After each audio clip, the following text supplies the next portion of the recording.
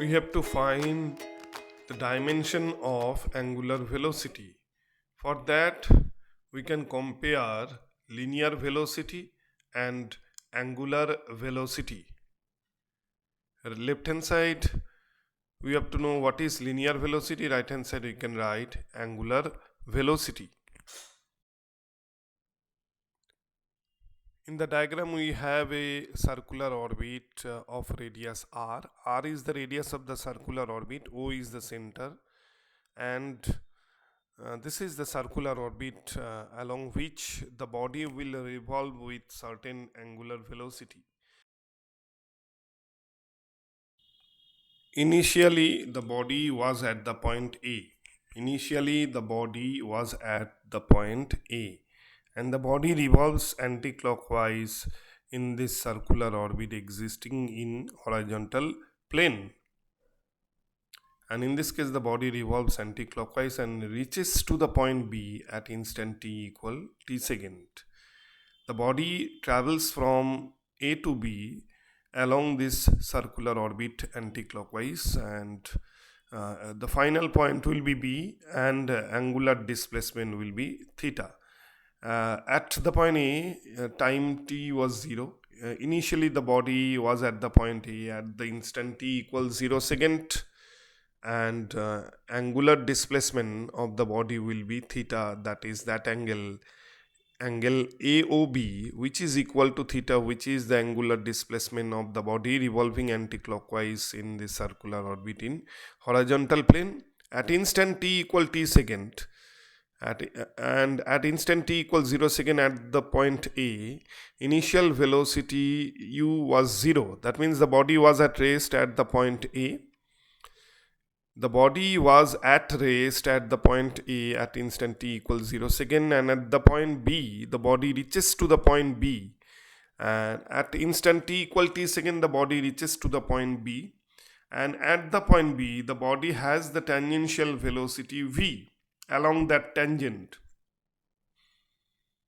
And at the point B, at instant t equal t second, the body has the angular velocity omega. And angular velocity omega will be acting vertically upwards. This is the direction along which angular velocity will be acting. Omega is the angular velocity which will be acting vertically upwards, and the body is at the point B at instant t equal t second. The body revolves anti-clockwise and angular velocity omega will be acting vertically upwards. And we can denote the linear distance traveled by the body when it travels from A to B, which is L, and which is numerically equal to S. L is the length of the arc AB, and here L is equal to S, and S is the linear distance traveled by the body when it moves from A to B in this circular orbit. A body revolves anti-clockwise.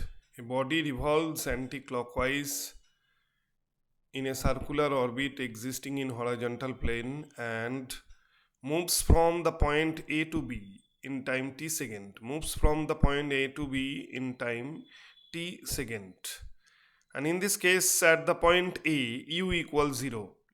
Tangential initial velocity u equals 0. That means initially the body was at rest at the initial point A. U equals 0, which is the initial tangential velocity or initial linear velocity of the body at the point A. V is equal V, which is the final velocity of the body when the body reaches to the point B. V is equal to final tangential velocity or final linear velocity.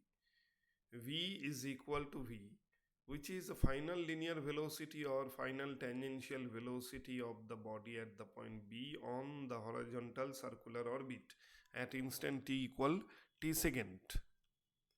V is equal V, which is the final linear velocity of the body at the point B. At the point B, the tangential velocity is V. That means V equal V, which is the final tangential velocity or linear velocity of the body at the point B in the horizontal circular orbit.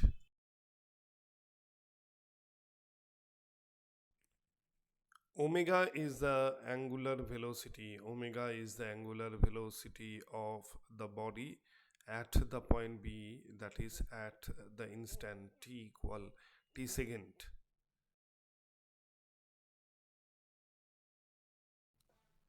Now v is equal to s by t. That means linear velocity v will be equal to linear distance by time or linear displacement by time. V is equal s by t, which is the linear velocity. V is equal s by t, which is the linear velocity, where s is the linear distance traveled by the body or linear displacement traveled by the body. S is the linear displacement traveled by the body. Right hand side, we can write down the expression of angular velocity. Therefore, if we compare the expression of V S by T, then we can write angular velocity omega will be theta by T. Omega is the angular velocity, which is theta by T. That means omega is equal to theta by T, which is the angular velocity of the body at the point B at instant t equal t second. Therefore, linear velocity is equal to linear displacement divided by time. Linear displacement divided by time. Similarly, angular velocity on the right hand side, angular velocity can be written as theta by t, which is angular displacement divided by time. Angular displacement divided by time. Linear velocity v is equal to linear displacement s divided by time. Similarly, angular velocity omega will be equal to, now v is comparable to omega or angular velocity. Linear displacement s is comparable to angular displacement theta, and time is comparable to time. That's why we can write omega, which is the angular velocity, will be equal to theta by t.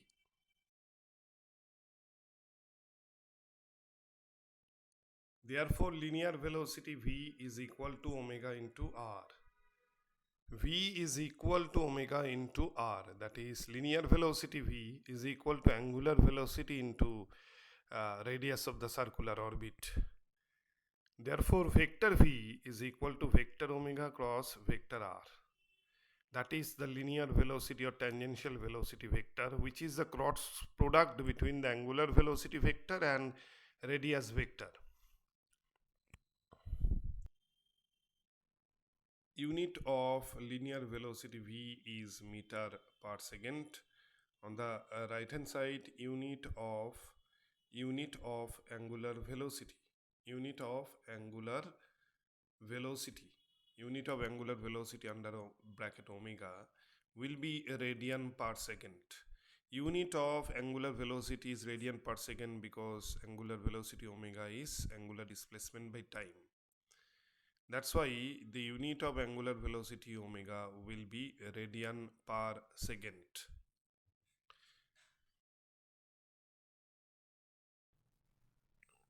Left hand side, we can find the dimension of linear velocity. Dimension of v is equal to dimension L t to the power minus 1. Dimension of tangential velocity v is equal to L t to the power minus 1. This is the dimensional formula. Formula for linear velocity. Dimensional formula for linear velocity is LT inverse. On the right hand side, dimensional formula of angular velocity. That means dimension of omega will be dimension of theta divided by dimension of time t, equal 1 divided by dimension of capital T. That's why dimension of omega will be equal to t to the power minus 1. Dimension of omega is equal to t inverse or t to the power minus 1, which is the dimensional formula of angular velocity.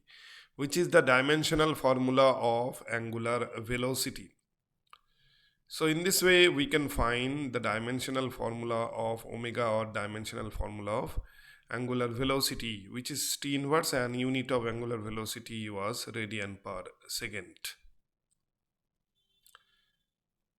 dimension, but dimension of frequency nu is also t inverse. That's why you can say that dimension of frequency will be equal to dimension of angular velocity when nu is the frequency and nu is 1 by time period.